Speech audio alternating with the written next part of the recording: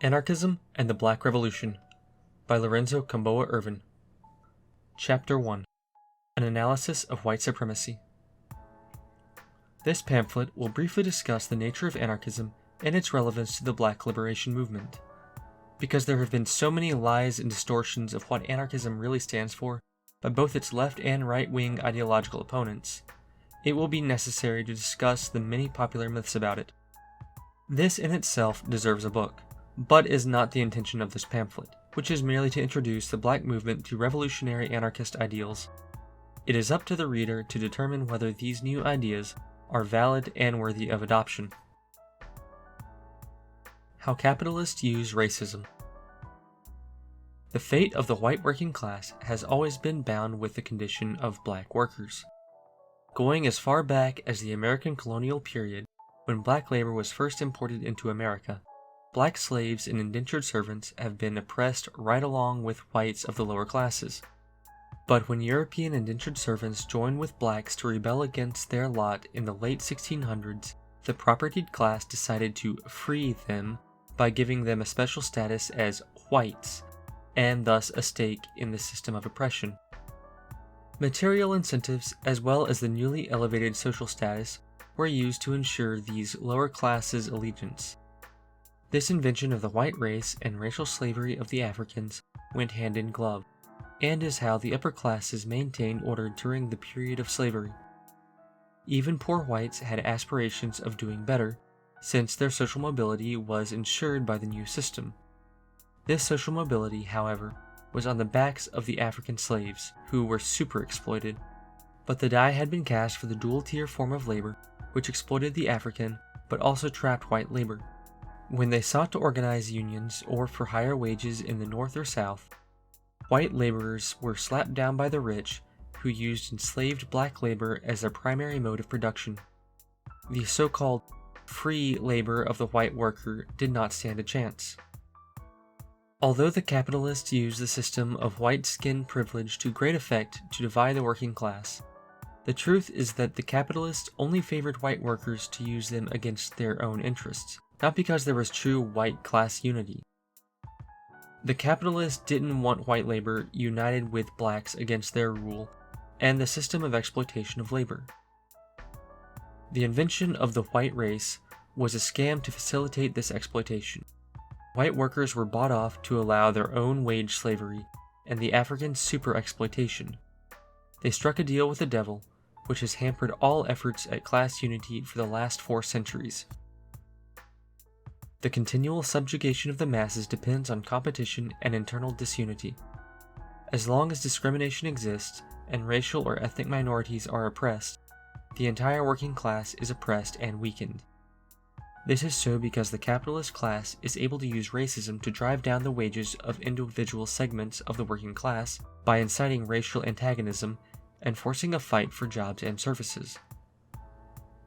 This division is a development that ultimately undercuts the living standards of all workers. Moreover, by pitting whites against blacks and other oppressed nationalities, the capitalist class is able to prevent workers from uniting against their common class enemy. As long as workers are fighting each other, capitalist class rule is secure. If an effective resistance is to be mounted against the current racist offensive of the capitalist class, the utmost solidarity between workers of all races is essential. The way to defeat the capitalist strategy is for white workers to defend the democratic rights won by blacks and other oppressed peoples after decades of hard struggle, and to fight to dismantle the system of white skin privilege. White workers should support and adopt the concrete demands of the black movement, and should work to abolish the white identity entirely. These white workers should strive for multiracial unity and should work with black activists to build an anti-racist movement to challenge white supremacy. However, it is also very important to recognize the right of the black movement to take an independent road in its own interests. That is what self-determination means. Race and class, the combined character of black oppression. Because of the way this nation has developed with the exploitation of African labor and the maintenance of an internal colony, blacks and other non-white peoples are oppressed both as members of the working class and as a racial nationality. As Africans in America, they are a distinct people, hounded and segregated in U.S. society. By struggling for their human and civil rights, they ultimately come into confrontation with the entire capitalist system, not just individual races or regions of the country. The truth soon becomes apparent: blacks cannot get their freedom under this system because, based on historically uneven competition, capitalist exploitation is inherently racist. At this juncture, the movement can go into the direction of revolutionary social change, or limit itself to winning reforms and democratic rights within the structure of capitalism. The potential is there for either. In fact, the weakness of the 1960s civil rights movement was that it allied itself with the liberals in the Democratic Party and settled for civil rights protective legislation instead of pushing for social revolution. This self-policing by the leaders of the movement is an abject lesson about why the new movement has to be self-activated and not dependent on personalities and politicians. But if such a movement does become a social revolutionary movement, it must ultimately unite its forces with similar movements like gays, women, radical workers, and others who were in revolt against the system. For example, in the late 1960s, the Black Liberation Movement acted as a catalyst to spread revolutionary ideas and images, which brought forth the various opposition movements we see today. This is what we believe will happen again, although it is not enough to call for mindless unity as much of the white left does. Because of the dual forms of oppression of non-white workers and the depth of social desperation it creates, black workers will strike first, whether their potential allies are available to do so or not. This is self-determination, and that is why it is necessary for oppressed workers to build independent movements to unite their own peoples first. This is why it is absolutely necessary for white workers to defend the democratic rights and gains of non-white workers. This self-activity of the oppressed masses, such as the Black Liberation Movement, is inherently revolutionary, and is an essential part of the social revolutionary process of the entire working class. These are not marginal issues. It cannot be downgraded or ignored by the white workers if a revolutionary victory is to be had. It has to be recognized as a cardinal principle by all that oppressed peoples have a right to self-determination, including the right to run their own organizations and liberation struggle. The victims of racism know best how to fight back against it. So what type of anti-racist group is needed? The black movement needs allies in its battle against the racist capitalist class. Not the usual liberal or phony radical support, but genuine revolutionary working class support and solidarity, otherwise called mutual aid by anarchists. The basis of such unity, however, must be principled and be based on class interest, rather than liberal guilt-tripping, do-gooding, or opportunism and manipulation by liberal or radical political parties. The needs of the oppressed people must be the most important consideration, but they want genuine support, not fakery or leftist rhetoric.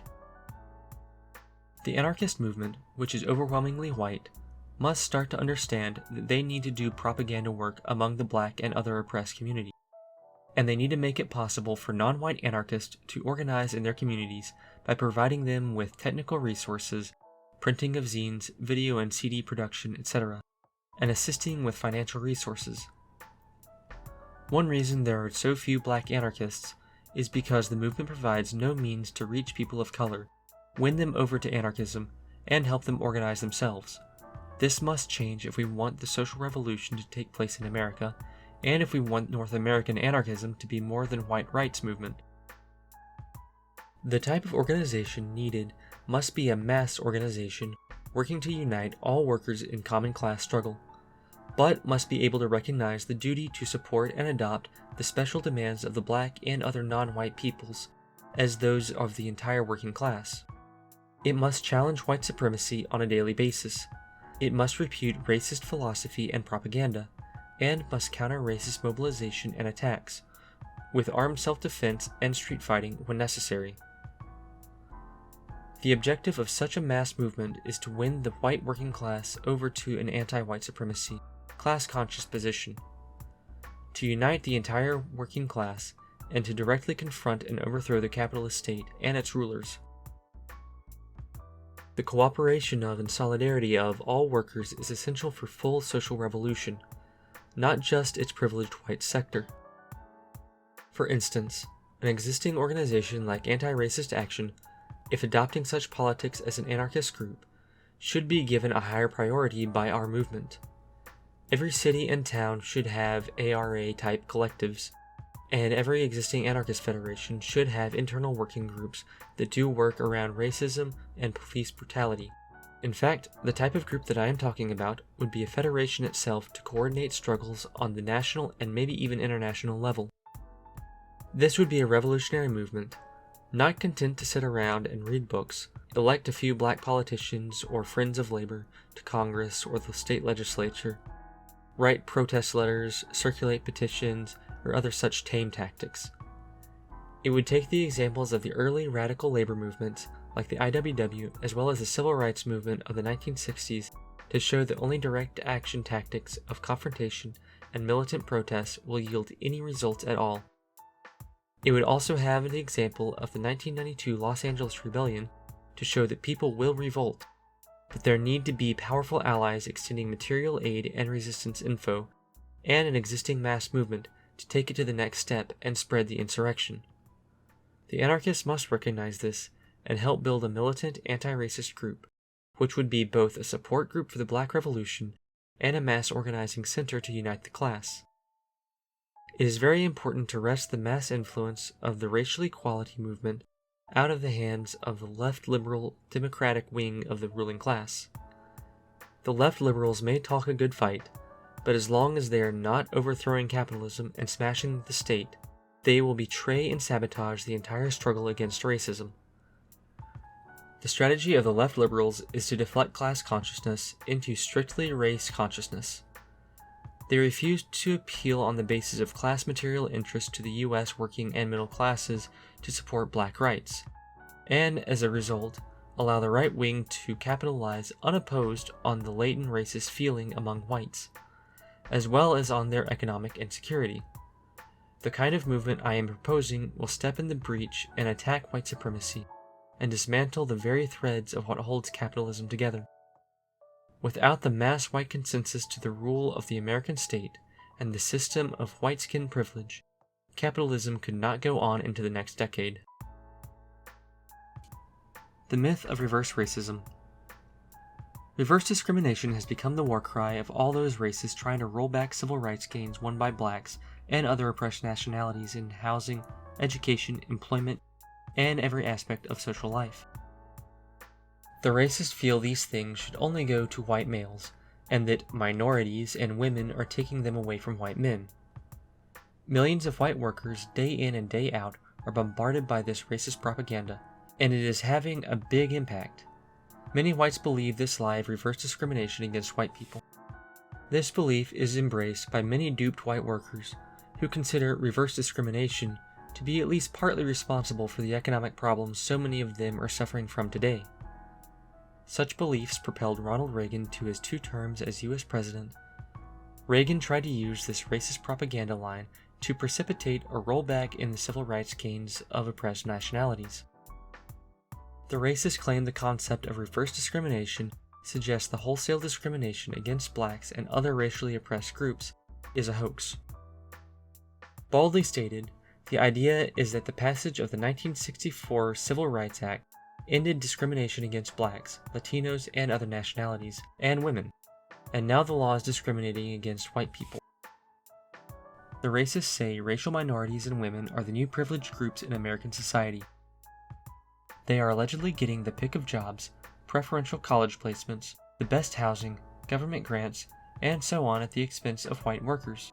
The racists say programs to end discrimination are not only unnecessary, but are actually attempts by minorities to gain power at the expense of white workers. They say blacks and women do not want equality, but rather hegemony over white workers. An anarchist anti-racist movement would counter such propaganda and expose it as a ruling class weapon.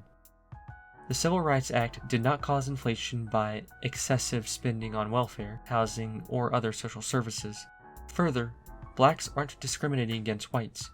Whites are not being herded into ghetto housing, removed from or prohibited from entering professions, deprived of decent education, forced into malnutrition and early death, subjected to racial violence and police repression, forced to suffer disproportionate levels of unemployment and other forms of racial oppression.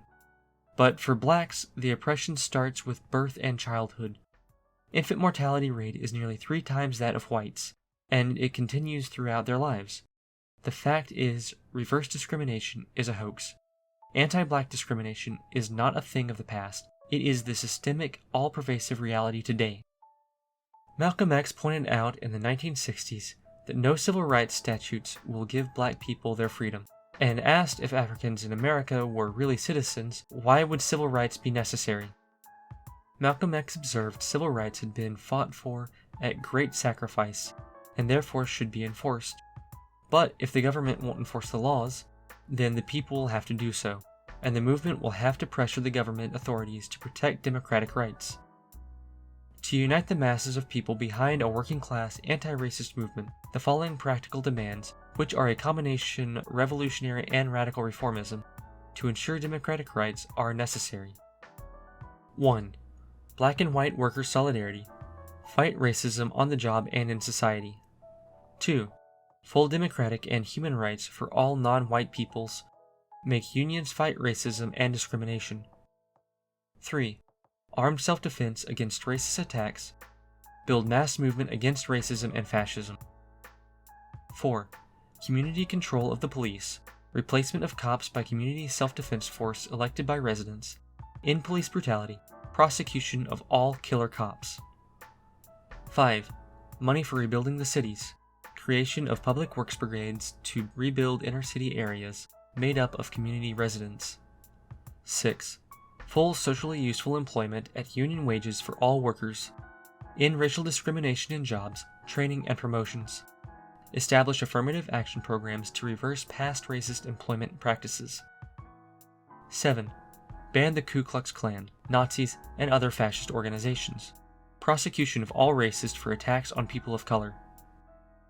8. Free open admissions to all institutions of learning for all those qualified to attend. No racial exclusion in higher education. 9. End taxes of workers and poor. Tax the rich and major corporations. 10. Full health and medical care for all persons and communities, regardless of race and class. 11. Free all political prisoners and innocent victims of racial injustice. Abolish prisons. Fight economic disparity. 12. Rank and file democratic control of the unions by building an anarcho-syndicalist labor movement. Make unions active in social issues. 13. Stop racist harassment and discrimination of undocumented workers. Smash the right wing. Fascism is not to be debated, it is to be smashed. Buenaventura Durruti, Spanish anarchist revolutionary, 1936. As capitalist society decays, people will look for radical and total solutions to the misery they face.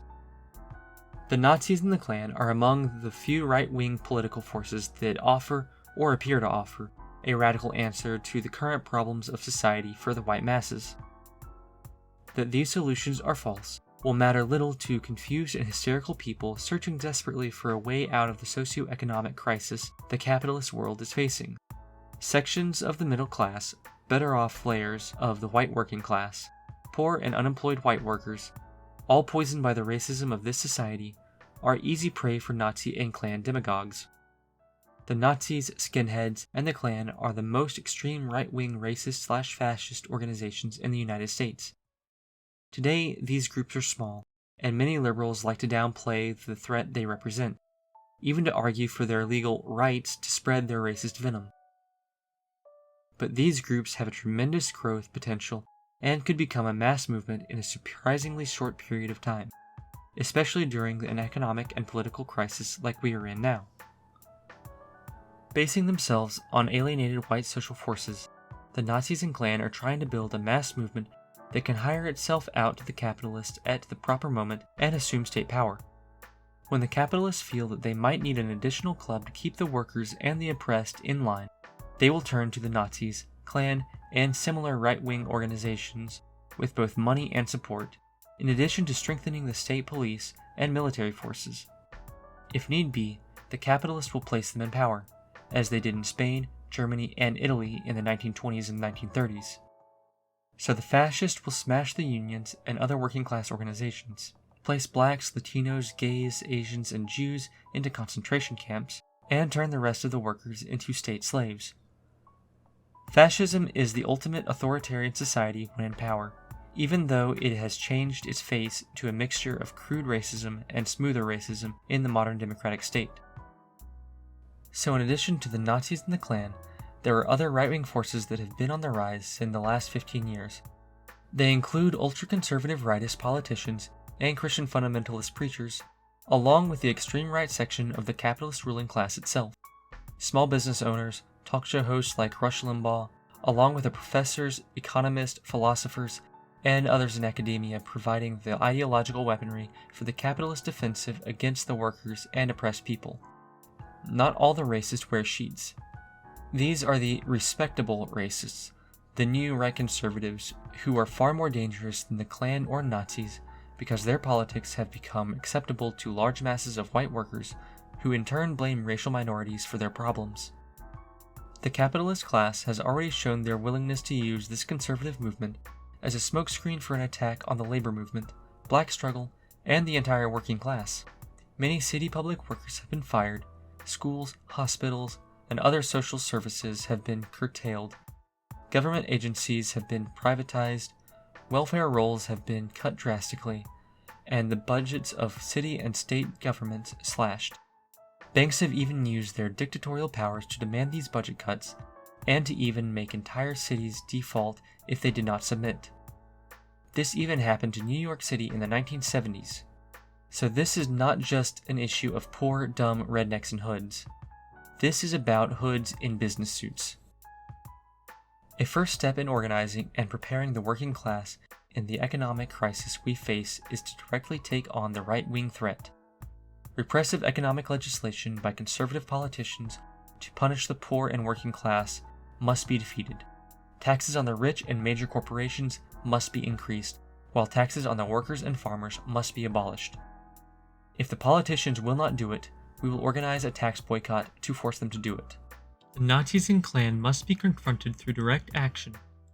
Anarchists, the left and labor organizations, must organize to defend workers and oppressed from physical assaults by the racists, as well as hold mass demonstrations in the streets at fascist rallies.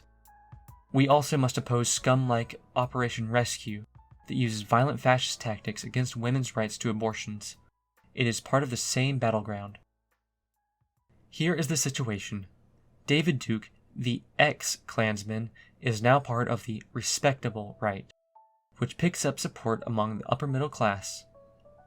Meanwhile, the Klan and Nazi skinheads are making headway among different social layers, mainly poor white workers and unemployed white youth. Tom Metzger, the leader of the White Aryan Resistance, called the Nazi skinheads his brown shirts of the 90s. This is very dangerous, but we cannot leave these people to the Nazis and Klan uncontested. We should try to win them over, or at least neutralize any active opposition on their part. This is a defensive tactic at the very least, but really we have no choice, and it is part of the revolutionary duty to organize the entire working class anyway. We should direct propaganda to these workers to expose the Nazis and Klan for the scum they are, and show how the workers are being misled. We should also make it possible for them to fight this misery against the real enemy, the capitalist class. But in addition to defensive operations for propaganda, we must take direct offensive action to physically resist the racist when this is possible. For example, when the balance of forces allows it, we must organize to forcefully drive the Nazis and Klan off the streets. In order to smash their movements, we must organize commandos-type actions to attack their rallies, close their bookshops and newspapers, destroy their meeting halls, and break up their marches. Since the Nazis and Klan organize by threatening and using violence, we must be prepared to reply to them in kind, but in a better organized and more effective way. For instance, pigs like David Duke and Tom Metzger, who have been advocating and leading the fascist movement in America, should be assassinated. We should infiltrate Klan and Nazi demonstrations in order to assault leaders and disrupt them, or hide at a distance and snipe at them with high-powered rifles. I have always felt that underground guerrilla movements like the Black Liberation Army, Weather Underground, and New World Liberation Front should have attacked fascist movements and assassinated their leaders.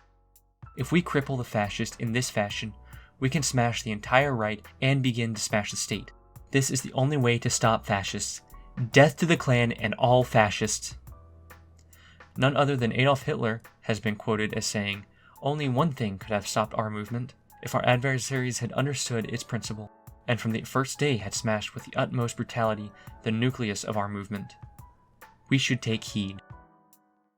One other thing that we must do, and is something which tactically separates us anarchists from the Marxist-Leninists, is that we use our studies of the authoritarian personality to help us organize against fascist recruitment. All the ML's United Fronts care about is a strict political approach to defeat fascism and prevent them from attaining state power, while being able to usher the Communist Party in instead. They organize liberals and others into mass coalitions just to seize power, and then crush all radical and liberal ideological opponents after they get done with the fascists. This is why the Stalinist communist states resemble fascist police states so much in refusing to allow ideological plurality. They are both totalitarian.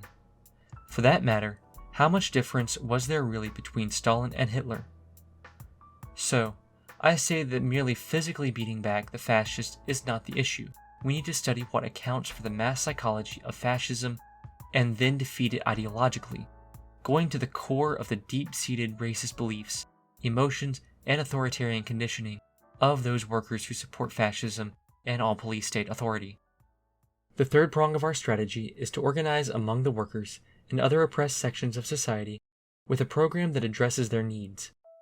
As has been said, the Klan and Nazis recruit among certain social layers, overwhelmingly white youth who are hard-pressed by the economic crisis.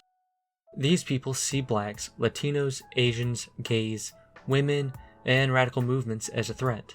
They are racist, reactionary, and potentially very violent. Fearful that they will lose the little they have, they buy the myth that the problems is those people trying to steal their jobs, homes, future, etc., rather than the decay of the capitalist system. As long as there appears to be no alternative to fighting over a shrinking social pie, the fascists, with their simple-minded solutions, will get a hearing among the degenerate elements of the working class. The only way to undercut the appeal of the right is to organize a libertarian workers' movement that can fight for and win the things that people need: jobs, decent housing and schools, healthcare, etc. This can demonstrate concretely that there is an alternative to the right-wing's poisonous solutions, and it can win to the ranks of the workers' movement some of those people attracted to the fascist movement. In all areas of our organizing, we must carry out consistent revolutionary propaganda explaining capitalism is responsible for unemployment, rising prices, rotten schools and housing, and the rest of the decay we see around us. We must expose the fact that while the Nazis, Klan, and other right-wingers make blacks, gays, Latinos, and other oppressed people the scapegoat of the economic crisis, their real aim is to destroy the entire workers' movement, commit genocide, start an adventurous war, and turn workers into outright slaves of the state. Therefore, these fascists are a threat to all workers of every nationality. It must be explained that they only want to use white workers as pawns in their scheme to create a fascist dictatorship, and all workers must unite and fight back and overthrow the state if they are to be free. Death to the Klan, death to the Nazis. Defeat white supremacy. The very means of class control by the rich is the least understood. White supremacy is more than just a set of ideas or prejudices. It is national oppression. Yet to most white people, the term conjures up images of the Nazis or Ku Klux Klan rather than the system of white skin privileges that really undergirds the capitalist system in the US. Most white people, anarchists included, believe in the essence that black people are the same as whites, and that we should just fight around common issues rather than deal with racial matters, if they see any urgency in dealing with the matter at all. Some will not raise it in such a blunt fashion. They will say that class issues should take precedence, but it means the same thing. They believe it's possible to put off the struggle against white supremacy until after the revolution, when in fact there will be no revolution if white supremacy is not attacked and defeated first. They won't win a revolution in the US until they fight to improve the lot of blacks and oppressed people who are being deprived of their democratic rights, as well as being super exploited as workers. Almost from the very inception of the North American socialist movement, the simple-minded economist's position that all black and white workers have to do to wage a revolution is to engage in a common economic struggle, has been used to avoid struggle against white supremacy. In fact, the white left has always taken the chauvinist position that since the white working class is the revolutionary vanguard anyway, why worry about an issue that will divide the class? Historically, anarchists have not even brought up the matter of race politics, as one anarchist referred to it the first time this pamphlet was published. This is a total evasion of the issue. Yet it is the capitalist class that creates inequality as a way to divide and rule over the entire working class. White skin privilege is a form of domination by capital over white labor as well as oppressed nationality labor, not just providing material incentives to buy off white workers and set them against black and other oppressed workers. This explains the obedience of white labor to capitalism and the state. The white working class does not see their better off condition as part of the system of exploitation. After centuries of political and social indoctrination, they feel their privileged position is just and proper, and what is more has been earned. They feel threatened by social gains of non-white workers, which is why they so vehemently opposed affirmative action plans to benefit minorities in jobs and hiring, and to redress years of discrimination against them. It is also why white workers have opposed most civil rights legislation. Yet it is the day-to-day workings of white supremacy that we must fight most vigorously. We cannot remain ignorant or indifferent to the workings of race and class under this system, so that oppressed workers remain victimized. For years, blacks have been first hired, first fired by capitalist industry. Further, seniority systems have engaged in open racial discrimination and are little more than white job trusts. Blacks have even been driven out of whole industries, such as coal mining. Yet the white labor bosses have never objected or intervened on behalf of their class brothers, nor will they if pressed up against the wall by white workers. As pointed out, there are material incentives to this white worker opportunism: better jobs, higher pay, improved living conditions in white communities, etc. In short, what has come to be known as the white middle class lifestyle. This is what labor and the left always fought to maintain, not class solidarity, which would necessitate a struggle against white supremacy. This lifestyle is based on the super-exploitation of the non-white sector of the domestic working class, as well as countries exploited by imperialism around the world. In America, class antagonism has always included racial hatred as an essential component, but it is structural rather than ideological. Since all of the institutions, the culture, and the socio-economic system of US capitalism are based on white supremacy, how then is it possible to truly fight the rule of capital without being forced to defeat white supremacy? The dual-tier economy of whites on top and blacks on the bottom, even with all the class differences among whites, has successfully resisted every attempt by radical social movements. These reluctant reformers have danced around the issue.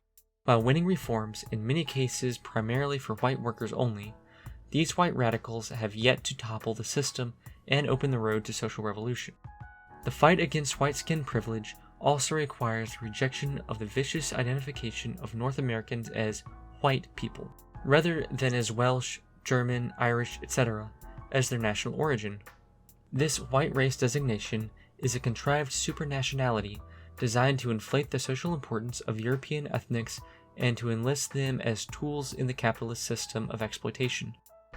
In North America, white skin has always implied freedom and privilege: freedom to gain employment, to travel, to obtain social mobility out of one's born class standing, and a whole world of Eurocentric privileges. Therefore, before a social revolution can take place, there must be an abolition of the social category of the white race. With few exceptions in this essay, I will begin referring to them as North Americans. These white people must engage in class suicide and race treachery before they can truly be accepted as allies of black and nationally oppressed workers. The whole idea behind a white race is conformity and making them accomplices to mass murder and exploitation. If white people do not want to be saddled with the historical legacy of colonialism, slavery, and genocide themselves, then they must rebel against it. So the whites must denounce the white identity and its system of privilege, and they must struggle to redefine themselves and their relationship with others, as long as white society, through the state which says it is acting in the name of white people, continues to oppress and dominate all the institutions of the black community, racial tension will continue to exist, and whites generally will continue to be seen as the enemy. So what do North Americans start to do to defeat racial opportunism, white skin privileges, and other forms of white supremacy? First, they must break down the walls separating them from their non-white allies. Then, together, they must wage a fight against inequality in the workplace, communities, and in social order. Yet it is not just the democratic rights of African people we are referring to when we are talking about national oppression. If that were the whole issue, then maybe more reforms could obtain racial and social equality. But no, that is not what we are talking about. Blacks, or Africans in America, are colonized. America is a mother country with an internal colony. For Africans in America, our situation is one of total oppression. No people are truly free until they can determine their own destiny. Ours is a captive, oppressed colonial status that must be overthrown, not just smashing ideological racism or denial of civil rights. In fact, without smashing the internal colony first means the likelihood of a continuance of this oppression in another form. We must destroy the social dynamic of a very real existence of America being made up of an oppressor white nation and an oppressed black nation. In fact, there are several captive nations.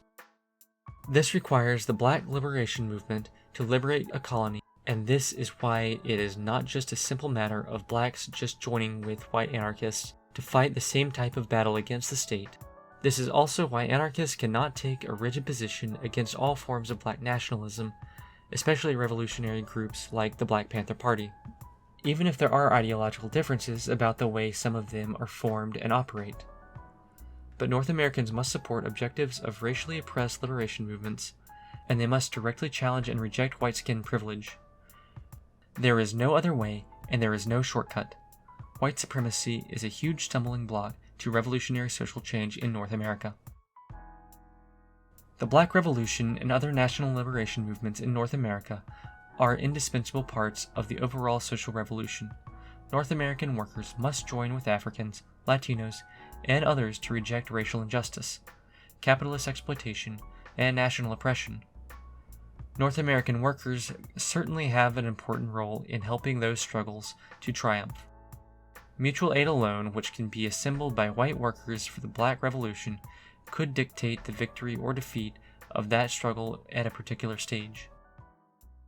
I am taking the time to explain all this because, predictably, some anarchist purists will try to argue me down that having a white movement is a good thing, that blacks and other oppressed nationalities just need to climb aboard the anarchist good ship, a ship of fools, and all of this is just Marxist national liberation nonsense. Well, we know part of the reason for an anarchist anti-racist movement is to challenge this chauvinist perspective right in the middle of our own movement. An anarchist anti-racist federation would not exist just to fight Nazis. We need to challenge and correct racist and doctrinaire positions on race and class within our movement. If we cannot do that, then we cannot organize the working class, black or white, and are of no use to anyone.